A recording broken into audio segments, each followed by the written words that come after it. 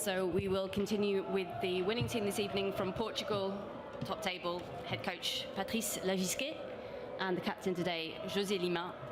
Take the first question, please. And here in the back. Salut Patrice. Gilles. Hello Patrice. You said you were living a fantastic adventure with Portugal. Tonight, the adventure, it's a beautiful adventure, right? Yes, honestly, yes. I don't know what to say, honestly. I'm always afraid of big words. It's only sport, but it's a great and fantastic moment. When I said that they didn't stop surprising me one more time. That surprised me. They were capable to go and bring unbelievable capacities on the last action. I wasn't thinking about looking at the scoreboard. I don't know if the score was 24. Maybe we would have been fourth on the ranking from pool. And I do know if we had the opportunity, or if we had lost that opportunity. But when I see how it ends, that's not the first time they're playing that kind of trick on me. Francisco Isaac Ribeiro. Patrice, with the last play, when you saw Storti cruising in and breaking the line, what was your first thought when you saw Marta coming in for the try? What popped into your head? I hope he will give the ball. Because during the European Championship, he had the ball 5 against 1. And he made a step trying to score, and he had a problem with his elbow. He get injured because of that. But it's Rodrigo Marta. They play together since they are 6 years old. That's why maybe he gave the ball. Question here.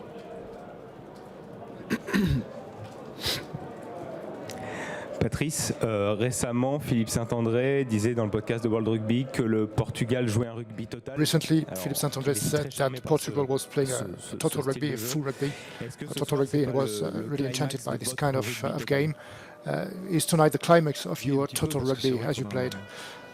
Yeah, maybe a little bit, because this final try corresponds to this team's DNA and the Portugal DNA, the Portuguese DNA in rugby. So these players are really generous. They perfectly capable to play throughout all the width of the pitch. I said that the Portuguese championship is fantastic. At some point, there's less structure, but regarding the speed and the use of all the pitch width, it's maybe closer to the French Pro D2. There's speed, and it's a new and golden generation. They have fantastic players, Geronimo Portela and Marta, Villamé Mata. Some of them are a bit older, but Madeira as well. That's exceptional. Here, please, in black, and then behind.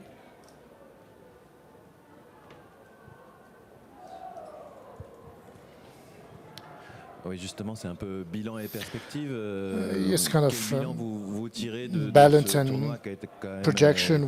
What is your balance from this tournament, which was kind of exceptional for Portugal, and what is your how do you see the future?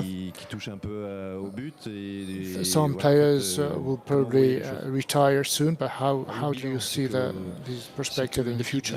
Well, the balance is that with such a team, in 4 matches, they were able to make some progresses. They were lacking some stuff on the first 2 matches. Against Australia, we were about to do something pretty good. Only with our stats about mistakes, errors. I mean, but today this match is more accomplished, so the balance is obviously pretty positive, because what's most important is the evolution, the progression of this team. Match after match, this team could prove that little by little they had a speed of game that was really interesting. That was really the richness and the fullness of that of this experience. Even though there are key players who are going to retire, maybe Mike, Chico, I think he wants to play at least one more game for his selection number 50. But with Chico, you must never say never, because one never knows. Maybe Anthony as well. Well, I don't know. A couple of players. Samuel, it's not going to be easy to replace him, but with the first row there are some great perspectives with young players in Portugal who are already showing some good qualities, and in terms of speed to play at that high level. Maybe the position, the most difficult position would be the number 9. That's right, that will be tough to replace Sam at this point, even though Pedro Lucas is capable to give a lot of speed in the game. He's still pretty young, and he needs to master the rhythm of a full game, of a full match. And Joe Bello as well has great qualities, but I think one must need them time to play in matches at that level to help them to make some progresses. I think the perspectives are pretty good.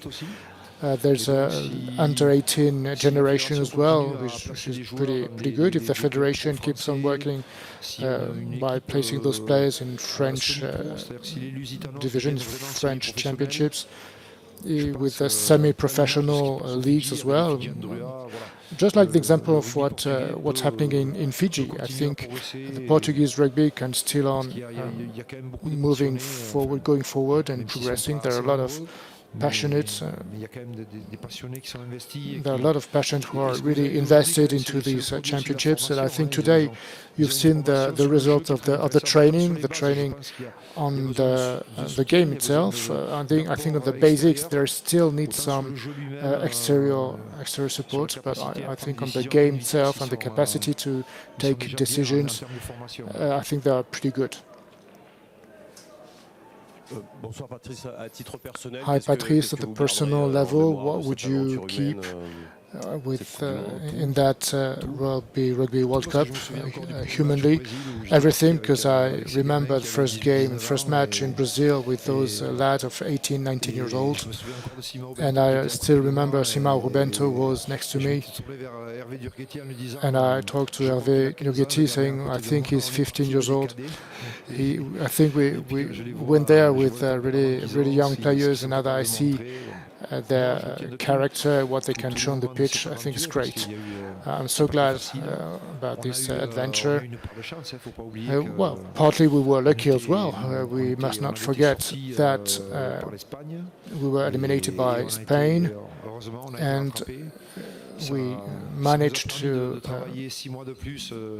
be successful, so we managed to work throughout those 6 previous months. It was difficult to go and qualify in Dubai, but what's great is the capacity of this team to learn and to make progresses. The progression is something that really hit me in the first training program we did in 2019. I remember that I talked to Hervé Nugeti. They understood everything in 30 minutes, in half an hour, regarding the progression. And I said to Hervé, I think this can be pretty quick. I think you'd have a kind of new ambition regarding the game itself and the strategy. That's the reality. That's today's reality, finally. Salut Georges. Hi, George. Est-ce que, vous êtes là ce soir, vous venez de réaliser la plus Tonight, you have just realized a fantastic match in this World Cup. Are you the spokesman in a rugby for the small teams?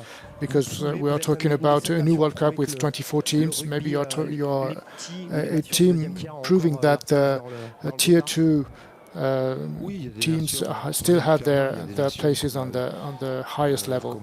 Yes, obviously. Uruguay and Chile are showing great skills. They started in 2019. Pablo Lemoine did really great job with Chile. I think some generation will want to evolve, but everybody knows that in rugby, one needs to play against a team at a certain high level to flourish. And I would say that, honestly, the great nations need to bring money and to fill the stadium. I'm not sure if France, Portugal will fill the whole stadium, but I'm not sure if it's the right example, because there are a lot of Portuguese here in France. But at some point, we have to face an economical reality. I think that's the limit. Even though World Rugby gives enough resources, World Rugby helped us a lot in the preparation, in our preparation in Dubai and for our qualification, to go and get progression levels, high progression levels, and to adapt to those levels. Even though there's a will and the capacity from World Rugby, there's an economical and money reality, especially for the small nations. And from time to time, they're going to accept and play against Tier 2 nations, but they cannot do that 2, 3 or more matches, games in a row. So that's probably what all these nations would need in the end. Then we'll go to the back.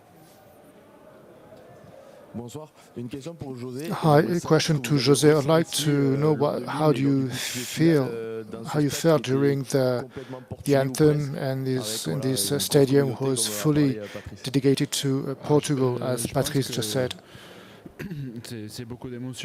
Well, it's a lot of emotion, obviously. As Patrice said, it's been a 4-year work for the last year. We worked a lot, worked hard.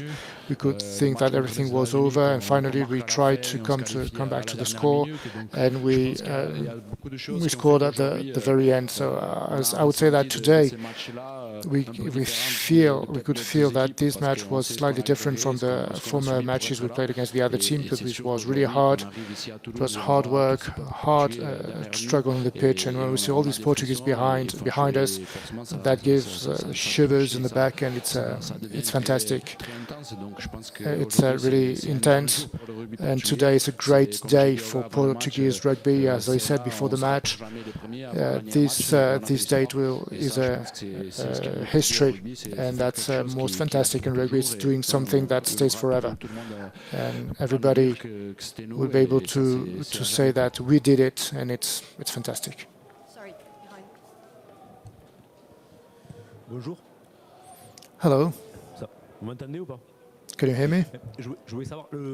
All right, I'd like to know the future of Portuguese rugby is going to, you are going to ride it with Portuguese from Portugal, or as you are doing so far with binationals, French and half Portuguese rugby players? Is that for me? Well, I think, well, I do hope that we'll still be playing with this mix is kind of the key for our success, even though today there are a lot of Portuguese players who are playing in the French championship, but as Portuguese players, and we'll still have to work on that, so that Portuguese players are capable to play in European, English or French championships. because in Portugal, championship is just not enough so far. So we would need always those players with Portuguese origins and who don't have the opportunity to play on the French team. We still have 6-7 players who are playing with us, and they're playing like real Portuguese players, and they'll help us a lot. And I think over the future, we'll be able to get new players with this profile, and we'll have the will and the pleasure to welcome those guys who want to play for Portugal, and because Portugal is their country as well, so that's part of the key of the success in the future. I will take one very final question. This will La have to toute be the dernière last question, question, please. s'il vous plaît. José, 11 years ago, I had an interview with you. We talked about you going to France. You were one of the first guys going there at such a young age. I remember you saying something to me. Your dream was to go to the World Cup and win one game with Portugal. It's done. What's next?